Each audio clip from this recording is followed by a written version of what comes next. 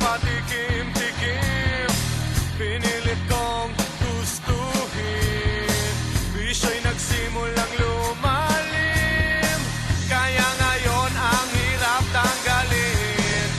Kabilin-bilinan ng lola, huwag nang uminom ng serbesa.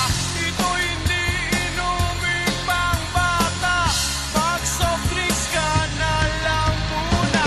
Pero ngayon ako'y matanda na, lola pahingi ng pangtoma. Ayan na nga, tumataas na ang amats ko, kasi laklak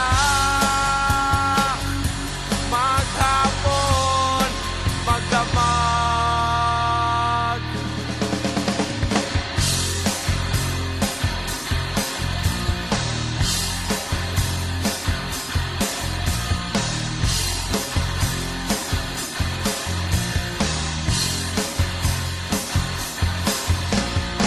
Di bali nang hindi kumain, basta may tomang nakahain.